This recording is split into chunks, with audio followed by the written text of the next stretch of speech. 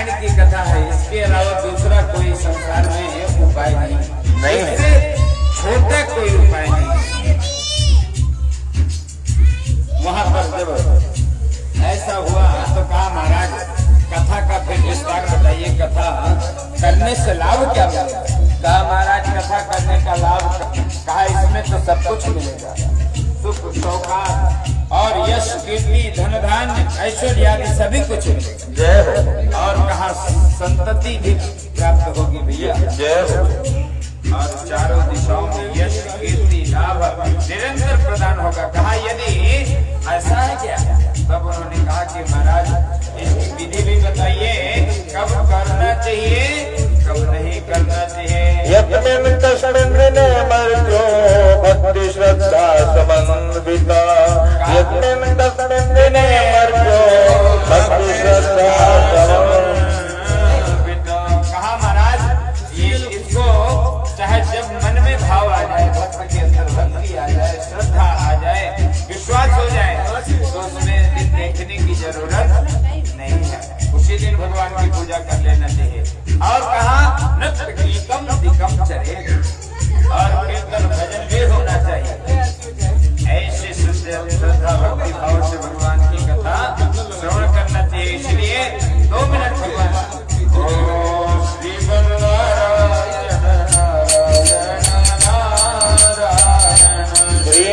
नारायण नारायण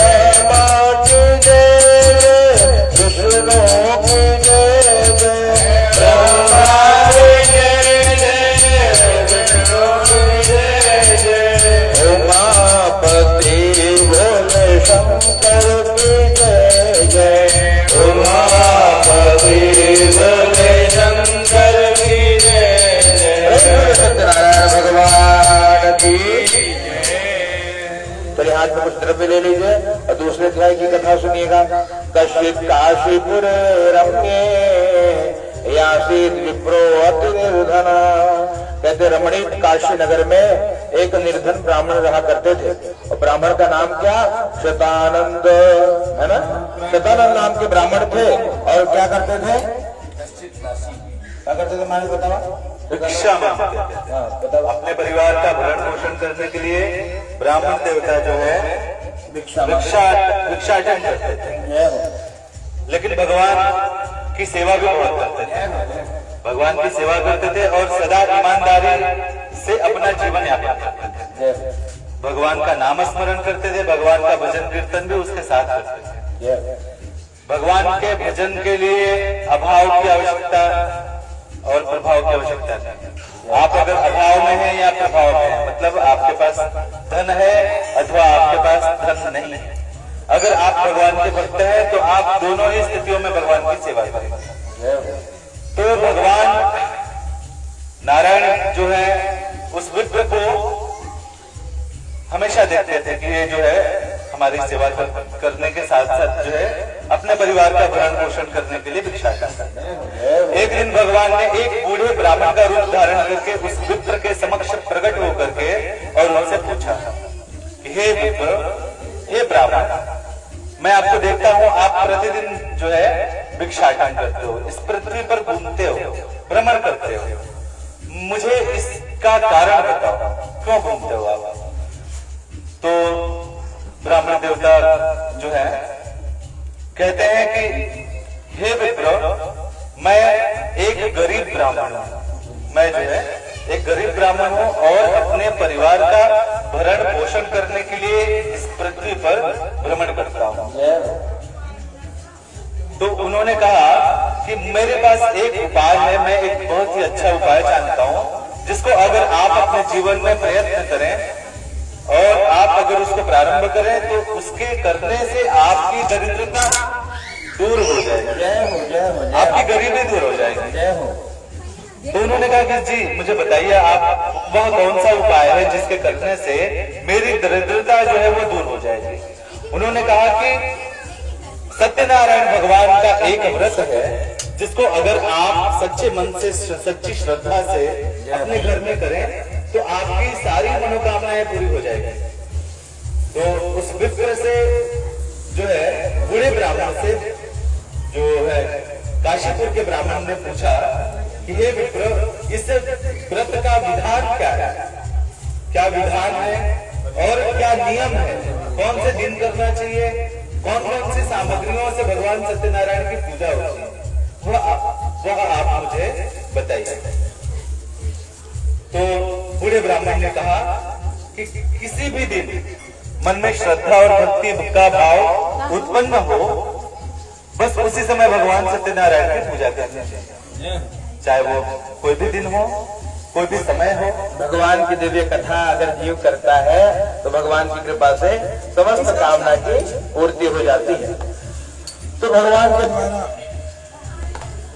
दिव्य लीला को श्रवण करके और बड़े भाव से आनंदित होकर के प्रार्थना करते हैं, प्रभु कि आपकी कथा किस प्रकार संभव होगी। रात्र हो निद्रा न लभ्यमा, ब्राह्मण देवता को रात्र भर निद्रा नहीं आई। तत्प्रातः समुत्थाय सत्यनारायण प्रभु, भगवान प्रातः काल उठ करके संकल्प किया कि भिक्षा में जो कुछ मिलेगा पहले भगवान उसे हम आपका पूजन करेंगे। निकल पड़े भगवान के नाम को गाते हुए भोर भई और भगवान के दिव्य संकीर्तन को किया।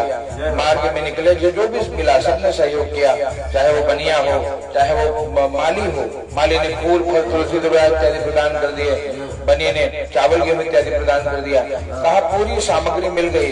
गुरुदेव भगवान कहते हैं भैया देखो ये सब प्रभाव है भगवान की भक्ति का।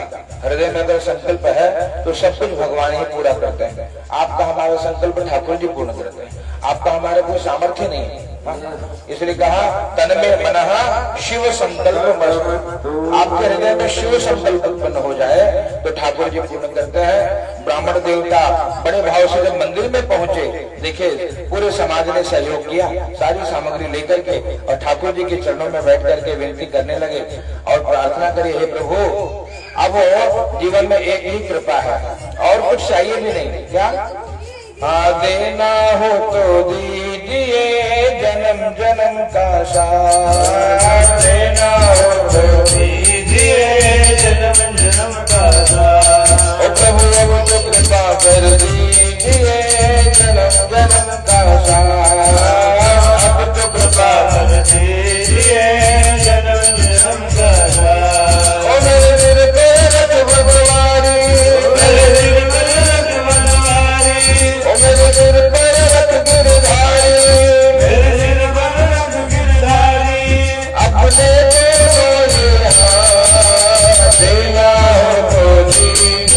जन्म जन्म का सार देना हो तो दीजिए जन्म जन्म का सार। एक सुना है हमने शरणागत को अपने गले लगाते हो।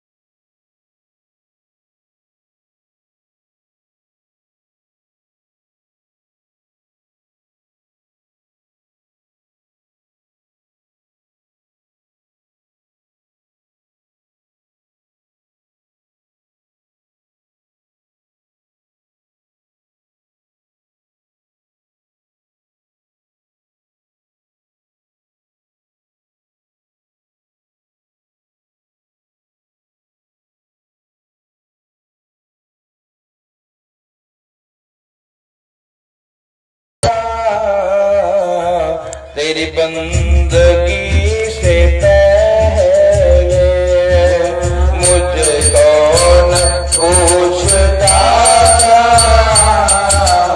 तेरी बंदगी से पहले आज मैं भी जुदा जुदा,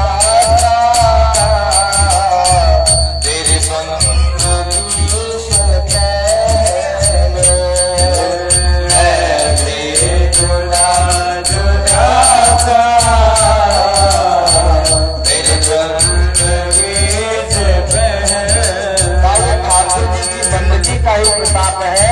दुनिया में जो नाम ये सब बहुत धनदान प्राप्त हो रहा है।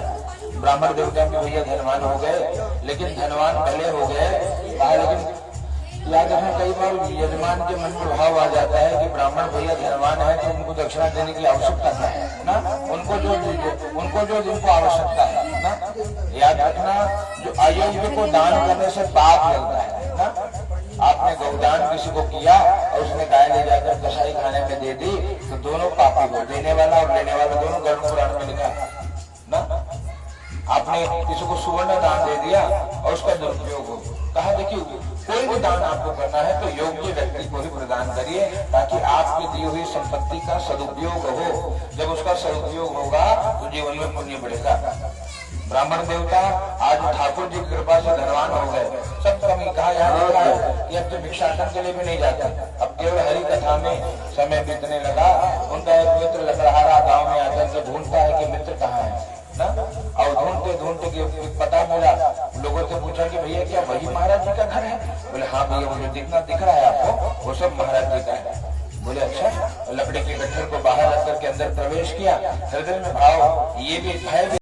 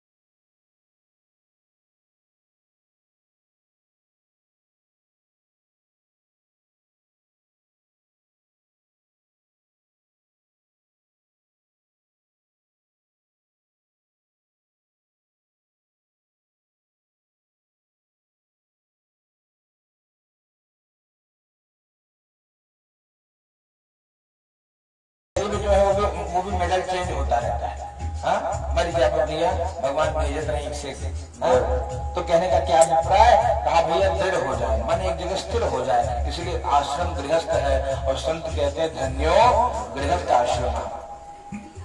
एक साधु देख करके और विराज करते हैं, क्या विराज करते हैं, और साधु ने देखा, दर्शन किया, क्या दर्शन किया, और साधु ने दर्शन करके देखा एक भगवान की बड़ी प्यारी कथा, लेकिन कथा हो रही थी तो लोगों को मना करते, भैया कथा में जाके मत बैठो, तुम्हारा कल्याण नहीं होगा, कथा में मत जाओ, तुम्हारा कल्याण नहीं होगा। लोगों ने 10 बार सुना, 11वीं बार पूछ रही, महाराज क्या बात बता रहे हो, कथा में जाने से कल्याण नहीं होगा, कैसे महाराज हो यार। बोले हाँ भैया हम सही कह रहे हैं, पूरी बात तो सुनते जाओ, कथा में जाओ, कथा में जाकर कल्याण नहीं होगा, कथा में बैठ के कल्याण नहीं होगा। कल्याण तब होगा मेरे भाई जब कथा तुम्हारे अंदर आके बैठ जाए। तो कथा का उद्देश्य है कि हमारे हृदय में कथा दृढ़ हो जाए। पोथी पढ़ पढ़ तो जन्म हुआ भैया, पोथी पढ़ पढ़ जन्म हुआ, पंडित भया न कोई पंडित बने नहीं। और भाई आकर प्रेम का पढ़े सो पंडित हो, संत कहते हैं कि प्रेम हो जाए। इसलिए भगवान कौन है, कहा प्रेम प्रकट हो ही मैं जान। भगवान प्रेम से प्रकट हो जाते हैं, हरि व्यापक सर्वत्र समान। भगवान तो हर जगह है किसी न किसी रूप में, लेकिन जब आपके हृदय में प्रेम है तो ठाकुर जी प्रकट हो जाते हैं। तो ये हरि कथा भगवान को प्रकट कराने वाली है। ब्राह्मण देवता के साथ लकड़हारा समय मिलकर के भगवान की दोनों पूजा करने लगे। यहाँ सुखी रहे शरीर त्यागने के बाद भगवान गुस्से धाम हो गए। प्रेम से बोले सत्यनारायण भगवान की।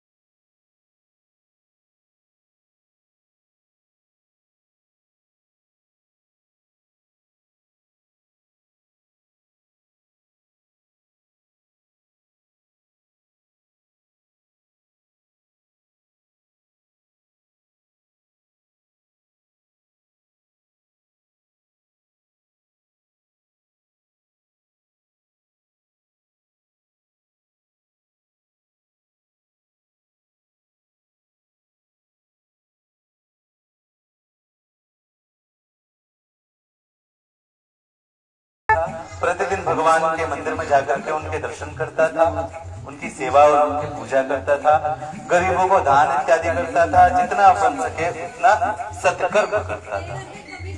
उसके कमल के समान मुख वाली प्रमुखता पत्नी थी और वो सती और साध्वी थी। दोनों मिलकर के भगवान की सेवा करते थे। एक बार ये दोनों तुंगभद्रा नदी के तट पर बैठ करके भगवान की कथा कर रहे थे। उसी समय एक साधु नाम का वैश्य वहां पर आया। उसने देखा राजा को पूजन करते हुए, तो अपनी नाव को वही नदी के किनारे खड़ी करके और राजा के पास गया, जाकर के उन्हें प्रणाम किया और जाकर के कहता है कि हे राजा, आप यह क्या कर रहे हैं। राजा ने कहा, हे साधु, मेरे पास तो भगवान का दिया हुआ सब कुछ है, पर मुझे एक चीज की कमी है। साधु वैश्य ने पूछा कि कौन सी चीज की कमी है आपको? तो उसने कहा कि मेरे पास संतान नहीं है। ये पूरा राज्य जो है संभालने वाला कोई उत्तराधिकारी नहीं है मेरा। तो मैं भगवान की सेवा इसलिए कर रहा हूं कि मुझे संतान की प्राप्ति हो। तो उसने कहा कि मेरे पास भी संतान नहीं है, आप मुझे विस्तार से इस कथा के बारे में बताइए और मैं भी अपने घर जाकर के इस कथा को करूंगा, इस व्रत को करूंगा। तो राजा ने पूरा विधान उस साधु वैश्य को बताया और साधु वैश्य ने उस पूरे विधान को सुनने के पश्चात अपने घर जाकर के अपनी पत्नी लीलावती को अब इसे सत्यनारायण भगवान के व्रत के बारे में बताया और कहा कि जब मेरे घर संतान होगी तो मैं भगवान सत्यनारायण की इस कथा को अपने यहाँ करूंगा। मन में यह संकल्प लिया और उस समय के बाद कुछ समय के पश्चात जो है उसकी पत्नी भगवान की कृपा से आनंद चित्त होकर के सांसारिक धर्म में प्रवृत्त हुई और भगवान सत्यनारायण की कृपा से गर्भवती हुई। 10वें महीने में उसने एक सुंदर कन्या को जन्म दिया। वह कन्या का नाम कलावती रखा गया और नित्य प्रतिदिन जैसे शुक्ल पक्ष का चंद्रमा बढ़ता है वैसे वह कन्या बढ़ने लगी। बेटा बड़ा होता है तो थोड़ा समय लगता है, बिटिया कब बड़ी हो जाती है पता ही नहीं चलता, है ना? ये अंतर है दोनों में। तो बिटिया उसकी जो है वो धीरे धीरे बड़ी होने लगी। साधु की पत्नी ने एक बार अपने पति से कहा कि आपने जो पूर्व समय में संकल्प किए भगवान सत्यनारायण की कथा का, वह कथा अब क्यों नहीं करते हैं? तो उसकी पत्नी ने कहा कि हे प्रिय, इसके विवाह के समय हम कथा को करेंगे। और यह कह करके वह अपने व्यापार के कर्म में प्रवृत्त हो गया, अपने काम में लग गया। और पुनः कुछ समय बीता और एक बार उसकी कन्या अपने सखियों के साथ खेल रही थी। साधु ने बड़े ही ध्यान से अपनी कन्या को देखा और उसे यह आभास हुआ कि अब मेरी कन्या विवाह के योग्य हो गई है। अपने दूत को बुलाया और दूत को बुला करके सुंदर वणिक पुत्र को खोज कर ले आओ, ऐसा उसे आदेश दिया। उसका दूत गया और जाकर के एक सुंदर गुणयुक्त वणिक पुत्र को, जो अपने ही बिरादरी का था, उस परिवार का रिश्ता लेकर के आया और उस सुंदर पुत्र को देख करके, सुंदर लड़के को देख करके साधु जो है अपनी कन्या का विवाह उस वणिक पुत्र के साथ कर देता है। और संजोग से उस समय वह भगवान की इस कथा को करना भूल जाता है ना? एक बार एक कथा में गए थे हम, तो यादव जी थे, बड़े ही अच्छे सज्जन पुरुष हैं। तो 2 घंटे से हम केवल पूजन ही करवा रहे थे। हम लोगों का पूजन बड़े बड़े विधि विधान से होता है। पूजन के पश्चात हम लोग कथा करते हैं। तो 2 घंटा 2.5 घंटा पूजन में लग गया था। तो उन्होंने कहा कि पंडित जी 2 घंटा से पूजवे कराओ तो कथवा कब होगा, है ना? तो उन्होंने कहा कि 2 घंटे से पूजवे कराओ तो कथवा कब होगी। हमने कहा कि आप भगवान की कथा कब से सुनते हैं? तो उन्होंने कहा कि हम 12 साल से भगवान की कथा सुनते हैं।